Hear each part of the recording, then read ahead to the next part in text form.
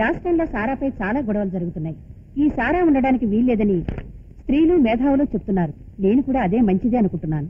దీనిపై కేబినెట్ నిర్ణయం కనుక్కుందామని ఈ సమావేశం ఏర్పాటు చేశాను. ఈ సారా కాంట్రాక్ట్ వల్ల మన గవర్నమెంట్ కి 800 కోట్ల పైగా ఆదాయం వస్తుంది. ఇప్పుడు ఇది తీసేస్తే మన గవర్నమెంట్ ఖజానా ఖాళీ. జీతాలు ఎక్కడి నుంచి ఇస్తాం?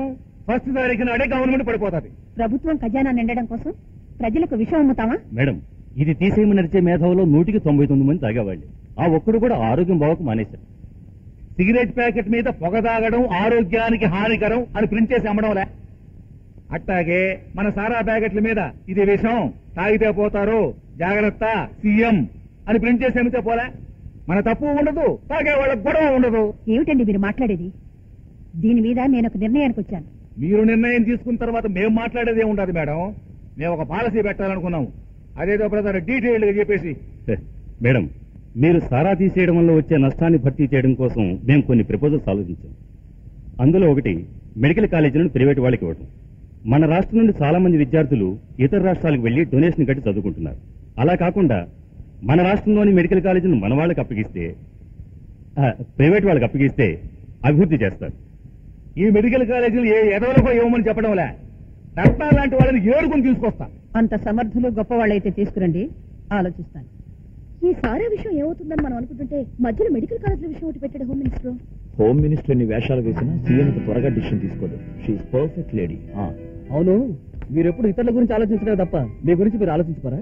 కొందరు ఆలోచించడానికే పుడతారు, కొందరు అనుభవించడానికి పుడతారు. మీ ఇద్దరికి ఆలోచిస్తూ అనుభవించే ఉపాయం ఒకటి చెప్తాను. మా అన్నయ్య మర్యాదగా పలకరించే వారితో ఫ్రెండ్షిప్ చేయడు. అలాంటిది నువ్వేమో ఎదిరించి ఏంటి అని గొడవ పడ్డావు. అప్పటి నుంచి నీకు ఫ్రెండ్ అయ్యాడు. కాబట్టి మనసులు మార్చుకుని పెళ్లి చేసుకోండి. ఎలాగో మీ కప్పులు మారిపోయాయి కదా. Sorry. What sorry? Get marry. చెప్పండి. వీరు గుప్తా బ్రదర్స్ సింహపంతుల వ్యాపారం, వీరు దక్కా సన్స్ ఇరువుల వ్యాపారం, వీరు పత్రికాధిపతి ఏకాంబరం గారు పంచవేదాలు చదివినారు, వీరు ముక్కా గారు ఆల్రెడీ మన సారా పాటలు పాడి ఉన్నారు. వీళ్ళంతా మేధావులు, భాషా సేవకులు, పత్రికా సేవకులు, ప్రజా సేవకులు, మహాత్ములకు మారు రూపాలు, ఈ రాష్ట్రానికి మూల స్తంభాలు. మనకు మనం కొట్టుకోవడం ఏందిరా? నువ్వు చెప్పు. నాకు తెలవంది చెప్తున్నా. ఈ మెడికల్ కాలేజీలను వీళ్ళకిస్తే అభివృద్ధి చెందడంలో సందేహమేలే. మీలాంటి మేధావుల్ని ఈ రోజు కలుసుకున్నందుకు నాకు చాలా సంతోషంగా ఉంది. మీకు మెడికల్ కాలేజీలను అప్పచెప్తే ఏ విధమైన మార్పులు తీసుకొస్తారో తెలుసుకోవచ్చా?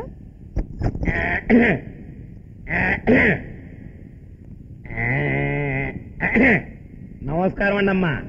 నేను వర మీద ఒరెట్టినట్టు మెట్టు మీద మెట్టెక్కి పైకి వచ్చినట్టు ఈ వైద్య ఇచ్చ నూతిలాంటి, ఈ స్టూడెంట్ కుర్రోళ్ళు దానికి వరల్లాంటి. అందులోని ఓటే వాళ్ళ తెలివండి. ఆ ఊటను తోడే శాదే మెడికల్ కాలేజ్ అండి. శాద గట్టిన తాడే ఫీజండి. నేను 1000 నూతుల్లో పూడికి తీసుకుని కనుక ఆ శాద నాకేయటమే న్యాయం. ఈ మెడికల్ కాలేజీ మొత్తం నాకు ఇచ్చేశారు అనుకోండి, ఎవరికి ఏది పంతాలో నేను చూసుకుంటాను, లేకపోతే నేనే ఉంచుకుంటాను. వరల మీద ఒకటి మాట తప్పను. ఇచ్చండి ఇచ్చండి ఇచ్చండి. నేను చెప్పాను, నేను ఆ కాలేజీలు మాకు ఇచ్చే, మాకే ఇస్తావని కాలేజీ కుర్రోళ్ళ దగ్గర డబ్బు వసూలు చేసినాం. కార్పొరేషన్ ఫీజు కాదు, క్యాపిటేషన్ ఫీజు. అదే వసూలు చేసినాం. నువ్వు తొందరగా దస్కత్ పెడితే మాకు అవతల చాలా పనులు ఉన్నాయి. విద్యా సంస్థల్ని విద్య తెలిసిన వాళ్లకు, విద్యా విధానం గురించి తెలిసిన వాళ్లకు అప్పగించాలి గాని సారా కాంట్రాక్టర్స్ కి, బ్రోకర్స్ కి, ఇలాంటి దగులుబాజులకి అప్పగించడం కంటే దేశంలో విద్యనే రద్దు చేయడం మంచిది. వీళ్ళు తయారు చేసేది విద్యావంతుల్ని కాదు, గూండాల్ని, దోపిడి దొంగల్ని, దేశాన్ని అమ్ముకునే వాళ్లే తయారు చేస్తారు.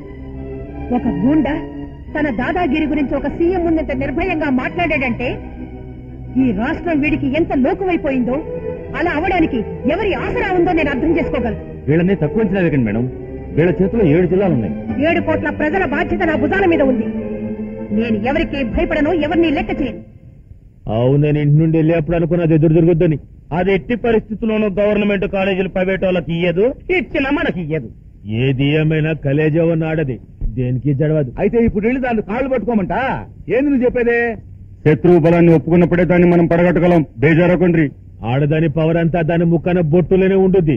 దాన్ని మనం చెరిపినమనుకో దానికి కలేజా చల్లబడుద్ది. రేపు ఆగస్టు 15 మాస్టర్ పిల్లగాలు తీసుకుని గాడికి వస్తాడు. అప్పుడు రోడ్డు మీద నేసేస్తాం. పోలీసు వాళ్ళు రేపు 12 గంటల వరకు మీరెవరు అసలు చుట్టుపక్కలకి రాకూడదు. ఏం చేస్తారో చేసుకోండి. రేపాడు చస్తాడు, ఎల్లుండి దాన్ని యథాముఖాన్ని ఎవరికి చూపించలేక సీఎం రిజైన్ చేస్తది. అప్పుడు నిన్ను సీఎం చేస్తాను. ఆ తర్వాత రాష్ట్రమంతా నా చేతిలోకెళ్ళి ఉంటది.